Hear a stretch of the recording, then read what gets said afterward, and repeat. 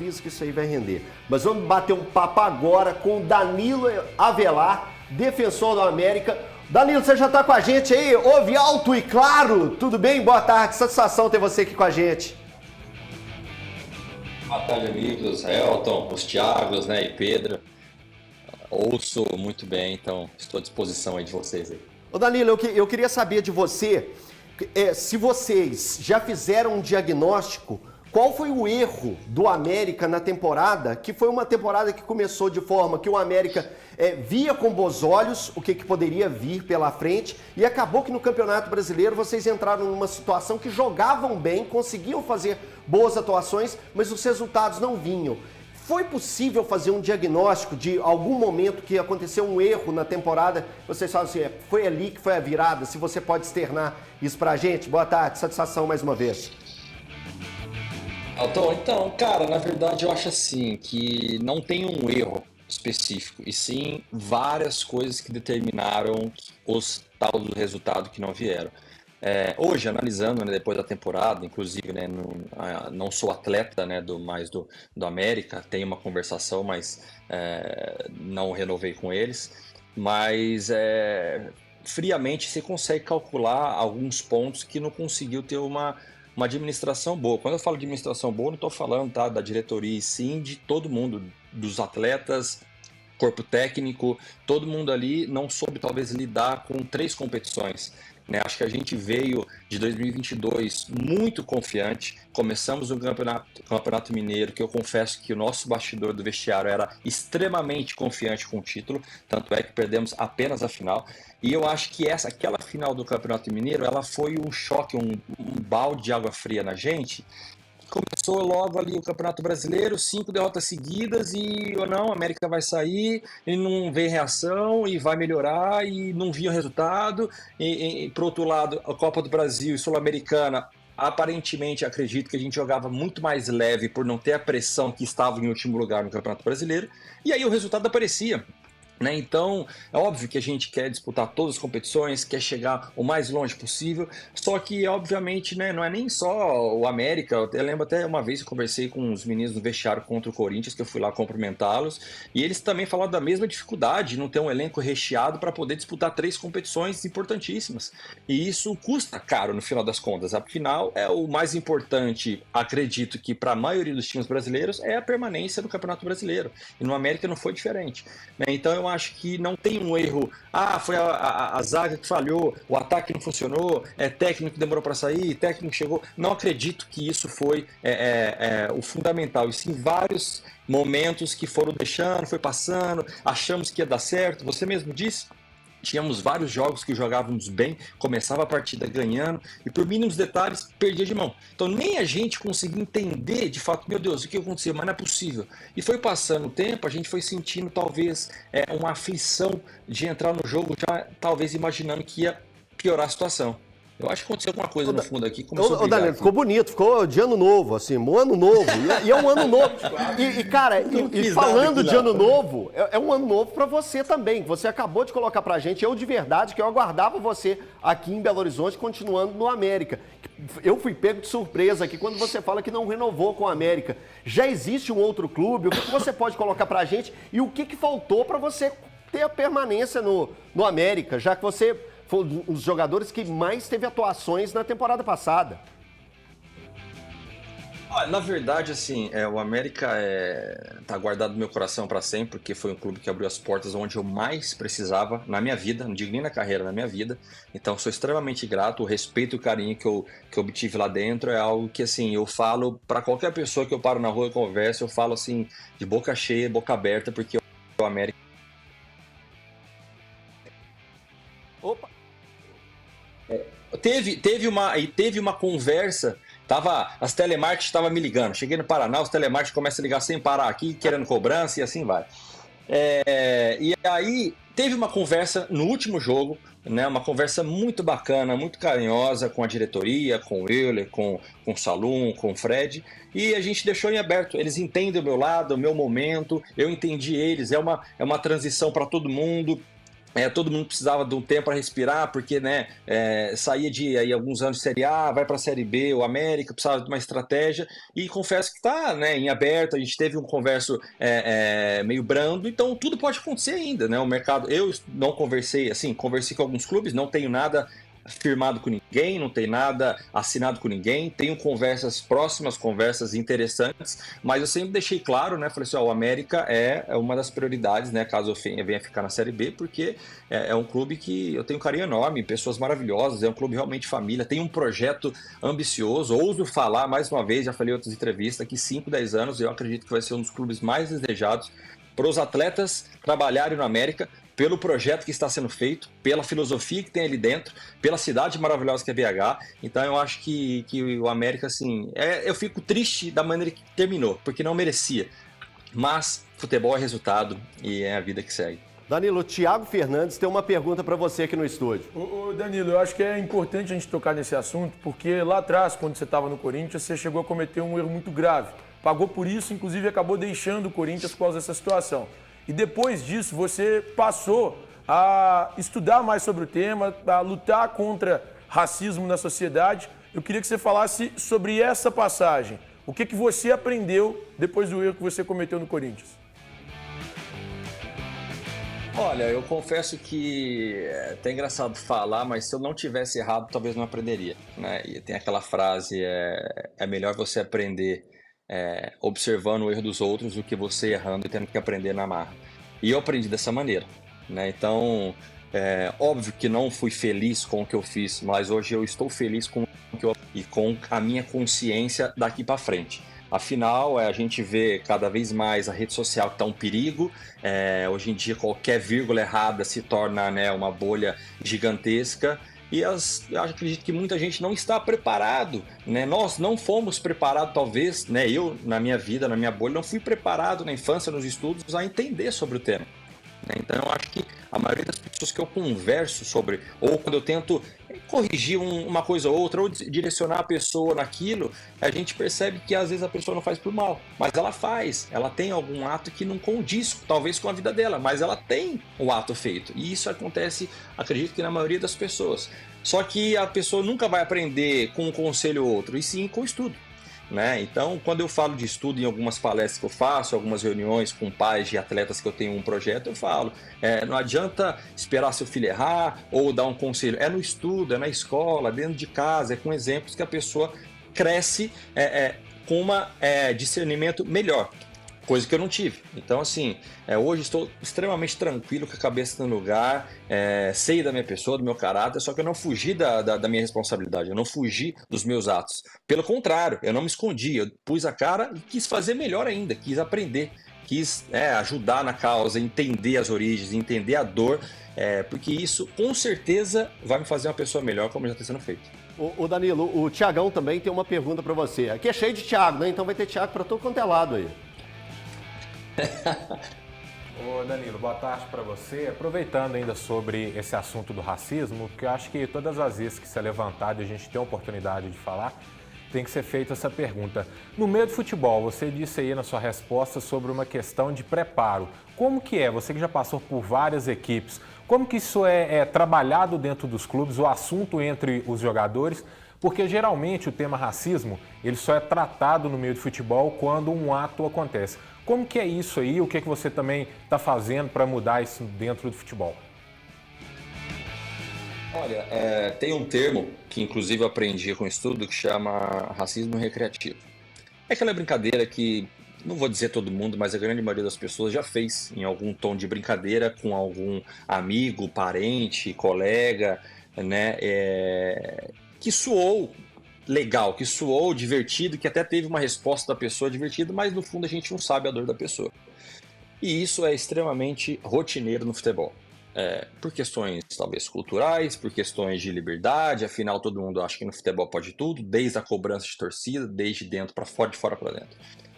E isso acaba dando uma liberdade para as pessoas continuarem isso na brincadeira interna e talvez externar e em algum momento poder vacilar. É claro que chamar um por um para ficar conversando, falando, ensinando, é difícil. Afinal, é uma causa que todo mundo tem há anos que não está conseguindo combater porque é difícil. Quiçá eu vou conseguir isso. Só que a gente tenta, de uma certa forma, corrigir uma coisa ou outra, falar, cara, não precisa, pô, você não sabe se o cara tá gostando ou não, mas ele brincou comigo também, mas você não sabe de fato o que é a dor dele. Será que ele não discute com você porque ele não tem forças mais para discutir sobre o tema e prefere deixar assim para não perder a amizade? Então, isso reflete muito no passado. E no futebol em si, poxa, a vida inteira a gente vê, né, placas, temas, propagandas, racismo é crime, racismo é aquilo, mas o que adianta você só, né, levantar uma mão ou você só, não, eu apoio a causa, mas se você não fazer algo, aquilo, né, não adianta ser não aceitar o racismo, tem que ser contra o racismo, né, combater o racismo, e para combater o racismo você precisa de ações, você precisa de preparo, você precisa de estudos, precisa escutar, observar. Então eu acho que a nossa sociedade ela não está completamente preparada. Eu não digo futebol, porque o futebol é um mundo à parte, é um mundo onde envolve emoções, paixões e as pessoas jogam a flor da pele aquilo sem pensar. Mas no mundo geral, né? As pessoas acham que elas precisam se preparar e isso não acredito que é culpa nossa, isso é coisa do passado, é coisa da cultura, nosso racismo estrutural do nosso país, né? De uma manutenção, e acredito que se na escola conseguir ter essa preparação para as nossas próximas gerações virem mais preparadas a debater o tema, com certeza a gente vai ter uma causa muito mais combatente do que tem hoje. Ô Danilo, primeiro eu queria te elogiar pela clareza nas respostas aí, quando foi tocado nesses assuntos aí, aqui pelos Thiagos. Você está com 34 anos, não é isso? Perfeito. 34. Você pensa em alguma coisa nessa área de comunicação que você passa muito bem o que você tem de entendimento. Você sabe explicar exatamente o que você sente, não só no futebol, mas para situações mais complexas. Você pensa algo de futuro, assim, para você? Não tô te aposentando agora não, viu, Danilo? Muito longe disso. Tô te elogiando mesmo na questão de comunicação, de passar algo, de passar seu conhecimento para outras pessoas. Eu agradeço aí o elogio. Olha, eu acredito que sim, confesso que estou 100% no futebol ainda, mas obviamente tem uma coisa dentro de mim que começa a me envolver para o outro lado, né? Eu tenho um projeto de 7 anos com crianças da minha região, que eu crio uma Copa, chama Copa Danilo Avelar. Nessa edição tivemos 1.200 crianças, de 6 categorias diferentes.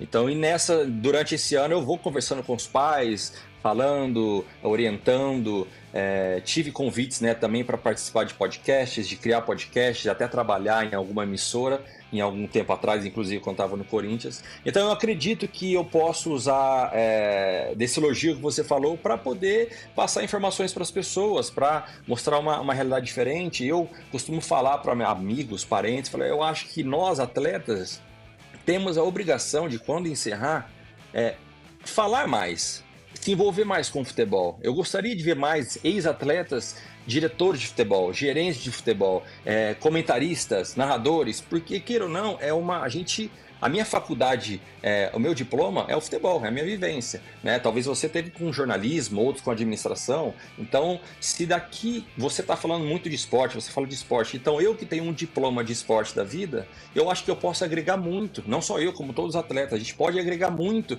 para a informação, para a gente conseguir dar uma informação mais correta, mais sincera, mais de bastidores, mais justa, né? Porque eu acho que é isso que todo mundo precisa, entender um pouco mais do que acontece no futebol, não só do que é analisado na arquibancada, do que é analisado na televisão, porque de fato é uma imagem diferente daquilo que é jogado dentro de campo. Quem jogou futebol sabe que é diferente, né? A gente fica olhando assim os narradores, os comentaristas, as notícias, as manchetes, e a gente fala, pô, mas não é isso que aconteceu, e sai uma matéria e talvez, infelizmente, a grande maioria das pessoas acreditam naquilo que foi passado. E não é culpa de vocês ou das pessoas, é porque às vezes precisa de uma vivência do futebol para entender a essência, entender mais o que passa no dia a dia, o feeling, aquele feeling, né, que todo mundo tem, aonde tem uma dominância melhor do esporte. Então eu acho que eu gostaria muito, né, de envolver essa parte de comunicação para justamente deixar mais claro o que é a vida do atleta, como funciona, como que é uma análise diferente, talvez de outra pessoa, para ter um debate mais saudável e, consequentemente, a gente eleva muito o futebol. Afinal, o futebol, cada ano, está evoluindo demais e também quem está por fora dele precisa evoluir também, né? Então, eu acho que é uma força de todo mundo junto aí. Danilo, pra gente fechar, o Pedro tem uma pergunta para você. Danilo, boa tarde. Seguindo o Elton, parabenizar você pelas respostas, pela clareza do jeito que você fala, também pela sua atitude depois do ocorrido. Eu quero pegar essa primeira fala sua, que você citou que depois do Campeonato Mineiro, o vestiário do América ficou meio que abalado com a derrota e tal.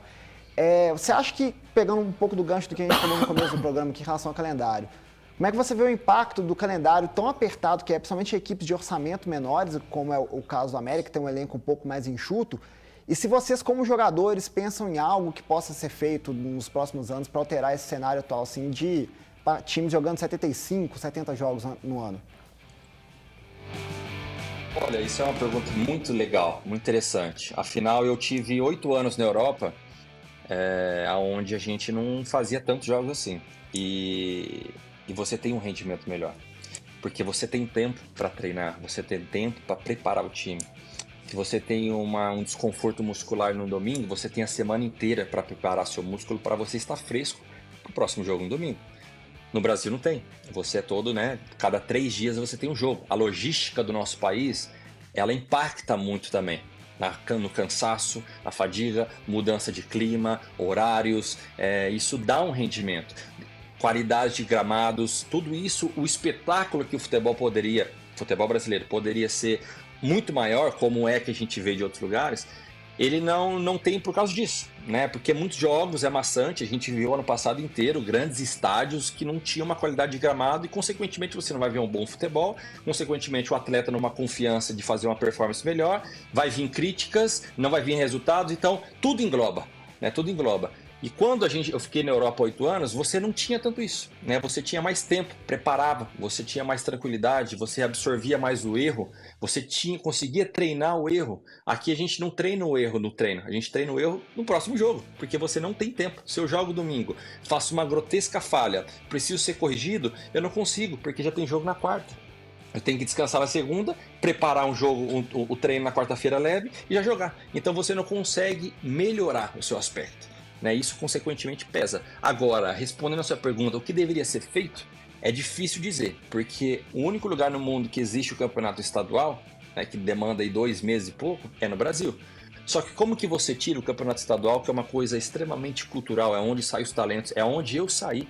Eu fiz um campeonato estadual, o foguinho de novo aí, ei!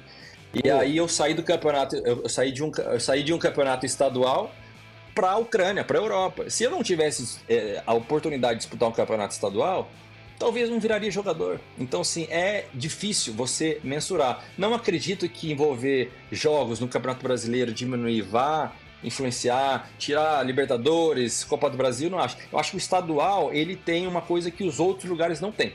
Só que a nossa cultura e a nossa essência, ela depende muito do campeonato estadual.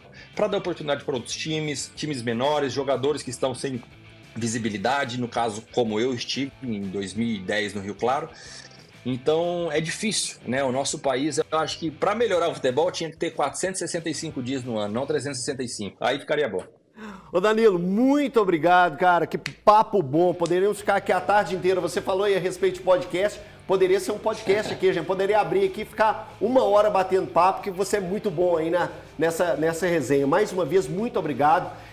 Boa sorte para você na sua caminhada. Vamos estar na torcida aqui para você. Logo aí já está em um outro clube. Você já não tem engatilhado aí, que vai ter aí nas próximas semanas. Então, assim, satisfação, portas da Band sempre abertas aí para você bater papo aqui com a gente, viu? Valeu mesmo. Gratidão, obrigado aí pela oportunidade. Parabéns a todos aí. Desejo um ótimo ano a todos vocês aí. Valeu, brigadão, viu? E a gente, lembrando que a gente tá no Spotify, você entrar aí e procurar, e a gente tem esse bate-papo nosso todo aí para você escutar. Tá no carro? Coloca lá os Donos da Bola lá no Spotify, que a gente tá bombando. Daqui a pouquinho a gente volta, que tem mais Donos da Bola.